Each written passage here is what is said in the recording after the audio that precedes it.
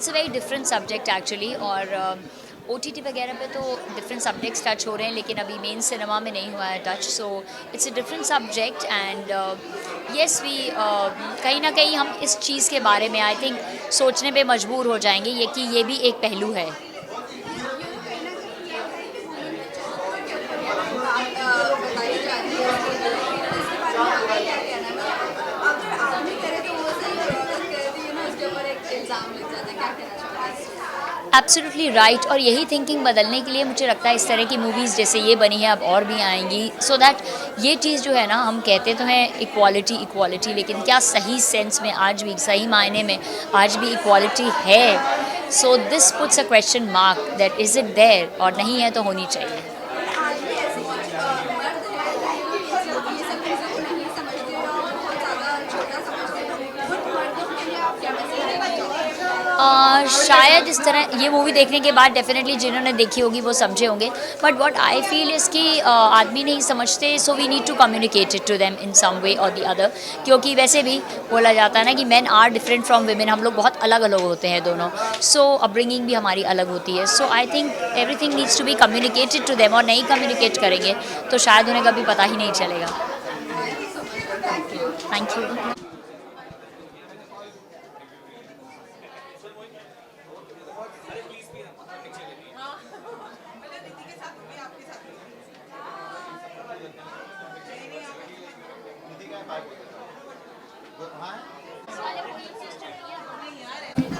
क्या मैं मुझे लगा बोल रही हो सब मैं उठाऊँ। ओके सर, क्या कहना चाहोगे? एक अलग ही कॉन्सेप्ट के साथ एक अलग ही कंटेंट आया है, फ्रेश कंटेंट है, क्या क्या कुछ एक्सपेक्ट कर रहे हो मूवी से? मैं मूवी से यही एक्सपेक्ट कर रहा हूँ कि ज़्यादा से ज़्यादा लोग इस फिल्म को देखें, और घर में जो औरतों की हालत होती है जब पति दूर शहर में काम करने चला जाता है, और घर में जो पत्नियां होती हैं, जो घर की औरतें होती हैं, उनको कितनी तकलीफ़ों का सामना करना पड़ता है।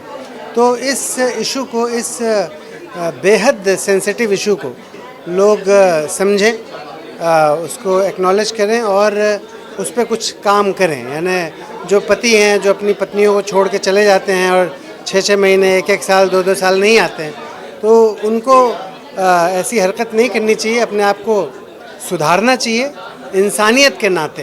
ये बहुत ज़्यादा ज़रूरी है। सो ये जानना चाहिए इसमें एक फीमेल के चरित्र के ऊपर बात कही गई है, बहुत बड़ी बात है, इसके बारे में आप क्या कहना चाहोगे? जिस तरह आपने कहा कि हाँ आदमियों को चेंज होना चाहिए, वही आप आदमियों के लिए क्या मैसेज देना चाहोगे? देखिए, मेरा सिंपल सा कहना है कि अगर कोई काम मर्द के लिए गलत है तो वो काम औरत के लिए भी गलत होगा, और जो काम मर्द के लिए सही है वो काम औरत के लिए भी सही होगा, है ना। यानी जेंडर के बेसिस पे हम सही और गलत का फैसला नहीं कर सकते, है ना। तो जो हमारे समाज में जो ये पति पत्नी का रिलेशन होता है, इस रिलेशन की पाकीज़गी को, इसकी पवित्रता को, इसकी प्योरिटी को हमको समझना पड़ेगा, और जो हम इसको बहुत ज़्यादा हल्के में लेते हैं और फॉर ग्रांटेड लेते हैं रिलेशनशिप को, हैं। ख़ासतौर अगर शादी हो गई, घर में औरत आ गई और वो प्रेग्नेंट कर दिया उसको, उसके बाद चले गए, भूल गए, फिर कहीं इधर उधर मुंह मार रहे हैं। तो वो सारी चीज़ें जो है बहुत ही घटिया होती हैं, और हमें इस रिलेशनशिप की सेंसिटिविटी को समझना होगा, और इसको और ख़ूबसूरत तरीके से हमारे समाज में इसको एक तरह से प्रमोट करना होगा, है ना। एक इमोशनल लेवल पे भी है, एक कैरेक्टर वाइज भी हम सबको अपने कैरेक्टर पे और ज़्यादा काम करके, है ना, अगर कंपेटिबिलिटी नहीं है, अगर पति पत्नी के बीच में वैसा संबंध नहीं है जिसमें कि हम एक दूसरे को खुशी नहीं दे पा रहे हैं, तो हमारे कानून में ये भी बहुत आसानी होनी चाहिए कि हम आराम से अलग हो सकें, है ना। या तो हम आराम से, देखो, घुट घुट के किसी रिश्ते में रहना नहीं चाहिए, कभी भी घुट घुट के किसी रिश्ते में नहीं रहना चाहिए। तो अगर आप रिश्ते में हैं, अगर आप खुश हैं तो उस रिश्ते का मतलब है, अगर आप खुश नहीं हैं तो उस रिश्ते का कोई मतलब नहीं है। तो समाज में ऐसा भी कानून बनना चाहिए कि अगर पति पत्नी हैं तो वो बहुत आसानी से अलग हो जाएं, ज़्यादा उसमें कोई ड्रामा ना हो, नौटंकी ना हो, है ना। और अगर साथ हैं तो प्यार से रहें, एक दूसरे पर ट्रस्ट करें, एक दूसरे को समय दें और एक दूसरे को खुश करें। Thank you so much, thank you. Thank you.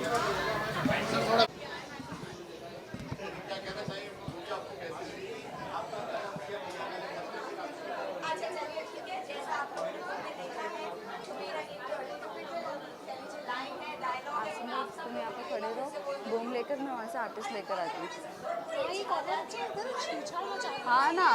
Okay, so ma'am क्या कहना चाहोगे, किस तरह की मूवी लगी और क्या कुछ एक्सपेक्टेशन है इस मूवी से? हमारे ऐसी लड़कियों को लेके बहुत सारे कॉन्सेप्ट बनते हैं, काफ़ी बोल्ड होते हैं, लेकिन पिक्चराइज करने में कहीं ना कहीं थोड़ी चूक हो जाती है। लेकिन जो ये कॉन्सेप्ट है जिस तरीके का, और जो मेरी ख़ास दोस्त मानसी इस मूवी में है, मैं फ़र्स्ट ऑफ ऑल बहुत एक्साइटेड थी कि मुझे आकर देखना है। और उसके बाद पिक्चर मैंने देखी, मुझे बहुत बहुत बहुत ज़्यादा अच्छी लगी। काफ़ी औरतों के पॉइंट ऑफ व्यू से, जो गांव में है, जो औरतें हैं जो अपनी बात रखना चाहती हैं, समझाना चाहती हैं, जो लोगों तक नहीं पहुंचता है, जिस तरीके का है। सो इन अ वेरी नाइसर वे एक मैसेज भी पहुंचाया है। और I am really happy for Mansi, she have done such a good role and so confident. And Mansi एक ऐसी पर्सनालिटी है जो जिससे भी मिलती है उसे अपना दोस्त बना देती है। तो आई एम श्योर सबसे बहुत अच्छी दोस्ती हो गई होगी। और लगता ही नहीं कि वो सिर्फ इस मूवी में अब भी मिले हैं, ऐसा लगता है सालों सालों के दोस्त हैं। Cheers to producers and directors and DOP, very well written and very well picturise. Congratulations. ज़माना भले ही कितना आगे बढ़ गया है, बट कहीं ना कहीं वो जिस तरह इस कंटेंट में बताया गया, इस मूवी में बताया गया, वो चीज़ें आज भी वो बरकरार है। तो क्या कहना चाहूँगी इन मर्दों के बारे में, लड़कियों को अभी भी यूज़ एंड थ्रो मटीरियल समझते हैं? वेल मैं सिर्फ ये आपसे कहना चाहूँगी कि देर आर सर्टन पीपल, क्या है ये, इस चीज़ की मेजॉरिटी बहुत ज़्यादा है और अच्छी मेजॉरिटी क्या काउंट नहीं होती है। There are people, there are good people also, but हमारे यहाँ क्या थोड़ा नेगेटिविटी को जी हाँ जी। तो मैं पूरा इस चीज़ में ये सपोर्ट मेरा ये नहीं रहेगा कि हाँ यही है, नहीं, there are good things also and bad things, but bad जो है वो ज़्यादा बढ़ावा दिया जाता है, दिखी जाती है, बुरी चीज़ ज़्यादा पता चलती है। But there are good people, there are certain knife. But हाँ, आई गेस कि गांव खेड़े में जहाँ है वहाँ अभी इतनी एजुकेशन और इतनी अच्छी सोच नहीं आई है। तो आई मस्ट से कि वहाँ तक ये पिक्चर पहुँचे और वहाँ ये लोग समझें इस बात को, जहाँ के लिए एक्चुअली स्पेशली बनाई गई है movie. Thank you so much, thank you. So dull, not today. No, is it okay? Okay. Okay sir, क्या कहना चाहिए? फर्स्टली मेनी कंग्रेचुलेशन, आपके किरदार को काफ़ी ज़्यादा पसंद किया जा रहा है, क्या कहना चाहोगे? Thank you so much. सबसे पहले तो ऑफकोर्स थैंक यू कि मैं सारे ऑडियंसेस को थैंक यू कहना चाहती हूँ, आप सब लोग को थैंक यू कहना चाहती हूँ कि आप लोग आए सपोर्ट के लिए एंड फिल्म देखी एंड आप सब लोग को इतनी अच्छी लगी and I am really grateful, क्योंकि जितना मज़ा हमें फिल्म करने में आया है, जब आज मैंने आप लोगों का रिएक्शन देखा तो मुझे लगा कि आप लोगों को भी उतना ही मज़ा आया देखने में। किरदार अगर जब ये किरदार आपके पास आया था, what was your first reaction और क्या कुछ दिमाग में चल रहा था? क्या ऐसे कभी लगा था कि ये मूवी को लोग पसंद करेंगे, आपके किरदार को पसंद करेंगे, नहीं करेंगे? जी देखिए, जब ये किरदार मुझे मिला था तो पहले मैं थोड़ी सी वो थी कि मैं रश्मि करूँ ना करूँ एंड ऑल दैट, बट जब मैंने स्क्रिप्ट रीड करी तो ऑफ कोर्स फिर मुझे लगा कि नहीं, मुझे रश्मि ही करना है, मुझे और कोई और कैरेक्टर, कोई और लुगाई करना ही नहीं है, मुझे रश्मि ही करना है। क्योंकि आई थिंक पढ़ते पढ़ते ही आप जब पढ़ते हैं स्क्रिप्ट ना, तभी आप ना जहन में बिठा लेते हैं कैरेक्टर को कि कैसा उसका कैरेक्टराइजेशन होता है, डिस्क्रिप्शन होता है, और फिर जब आप डायरेक्टर से डिस्कस करते हैं तो आपको समझ आ जाता है कि ये कैरेक्टर में हम कितना प्ले कर सकते हैं। तो ऑब्वियसली ये भी समझ आ गया था कि ऑडियंसेस को पसंद आएगी, रश्मि फॉर श्योर पसंद आएगी। ओके, चैलेंजिंग पार्ट की अगर बात करें आपके किरदार में, तो what was the one thing that was very much challenging for you? See सबसे ज़्यादा challenging I would say was to adapt the UP tone, जो डायलेक्ट है मथुरा का, यूपी का, वही अडेप्ट करना सबसे ज़्यादा तो मेरे लिए डिफ़िकल्टी था, बिकॉज़ मैं यूपी से नहीं हूँ, मैं जयपुर से हूँ। पर आई थिंक थोड़ी वर्कशॉप्स हुई और थोड़ी मैंने वहाँ लोकल ऑब्ज़र्व बहुत किया, वहाँ की औरतों को, जिस स्टाइल से वो बैठते हैं, साड़ी पकड़ते हैं, उन सबको मैंने ऑब्ज़र्व किया, उधर से छोटी छोटी चीज़ें उठाई, उसी में मैंने अपने कैरेक्टर को डाला। तो आई थिंक वही चैलेंजिंग पार्ट भी था और वही फ़न था। ओके, जब इस तरह की मूवी निकलती है तो कहीं ना कहीं सोशल मीडिया पे ट्रोल्स भी बहुत ज़्यादा किए हाँ, जाते हैं। जी, जी। तो आप इस चीज़ के लिए कितने तैयार हो और अपने ट्रोलर्स को किस तरह से जवाब देना है कि एकदम ऑल सेट। जी ऑफ कोर्स यू राइट कि ट्रोलर्स आ रहे हैं, हमारे सॉन्ग पर भी आए एंड हमारी बिकॉज जो हमारी मूवी का जो एक थीम है, जो सोशल मैसेज है वो इन इटसेल्फ बहुत स्ट्रॉन्ग है, क्योंकि वो विमेन एम्पावरमेंट पे कहीं ना कहीं आता है। तो ऑब्वियसली जब ऐसी ऐसी सिचुएशन आती है तो ट्रोलर्स भी आ ही जाते हैं। बट मैं ट्रोलर्स को यही कहना चाहूँगी कि क्यों परेशान हो रहे हो, एक फीमेल की भी प्रॉब्लम समझिए, वो भी जानना ज़रूरी है एंड प्यार से रहने दीजिए। आप भी रहिए, हम भी रहते, सब प्यार से रहते हैं। ओके, लास्ट में जाते जाते ये जानना चाहेंगे और क्या कुछ एक्सपेक्टेशन है ये मूवी से। हाँ जी, देखिए बहुत हार्ड वर्क किया है इस फिल्म के लिए, सो ऑफ कोर्स एक्सपेक्टेशंस बहुत है। आई रियली विश कि आप सब लोग आएँ, ज़्यादा से ज़्यादा नंबर में आएँ, हमारी मूवी देखें, हमें अप्रिशिएट करें, प्यार करें एंड और ऐसी मोटिवेशन दीजिए जिससे I can do lot more work और मैं आपको और अच्छे से एंटरटेन कर सकूँ। Thank you so much, thank you, all the very best. Thank you so much, bye.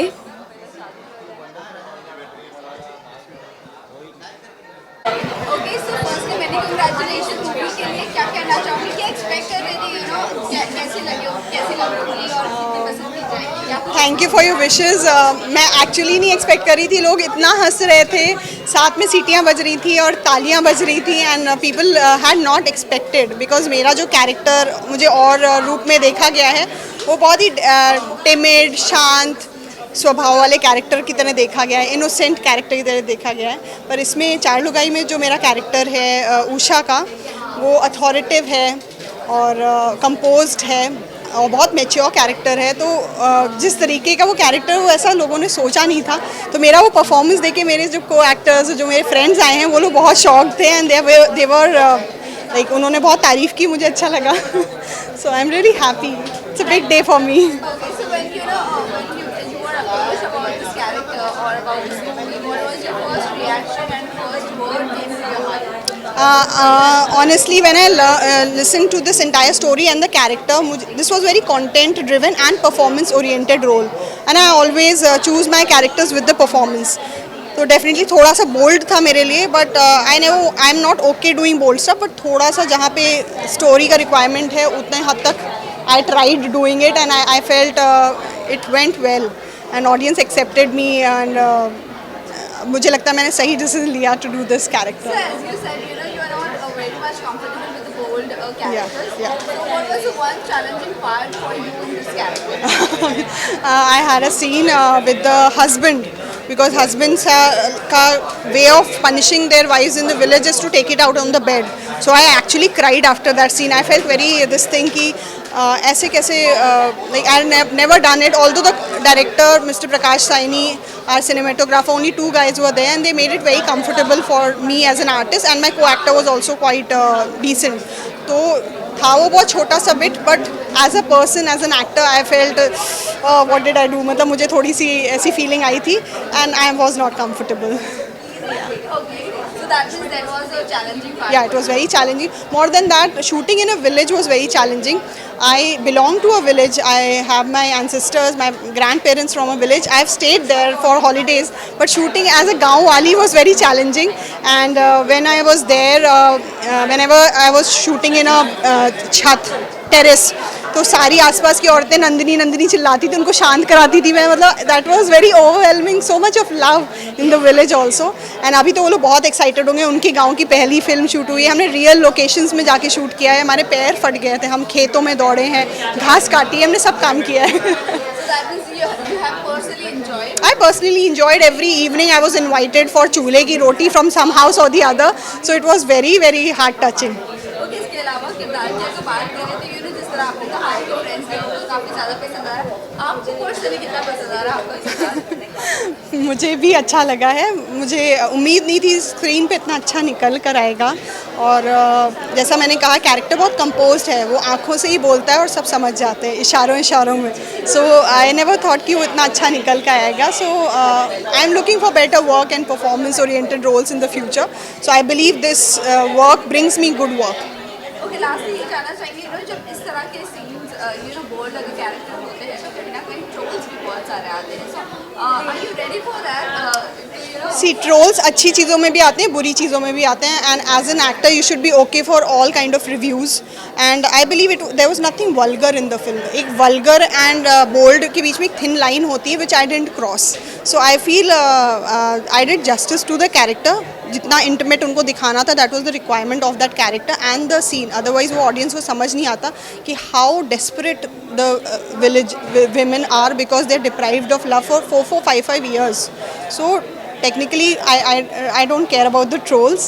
I just want the love which is more bigger from my fans and my friends. Last में जाते जाते fans and viewers को क्या कहना चाहोगे, जो जिस तरह का ये सोशल मैसेज दिया है मूवी में, उसके अकॉर्डिंग अगर आपको मर्दों को कुछ मैसेज देना तो क्या मैसेज देना? जाओ मर्दों, अपनी लुगाइयों का ध्यान रखो. Give them love, give them time and care and intimacy. Sometimes like अब तो लोग बहुत like आगे मॉडर्न हो गए हैं, सोचने लगे हैं वाइफ्स की इक्वली केयर होते हैं, इक्वल सोचते हैं, बट गाँव में अभी भी ये हाल नहीं है.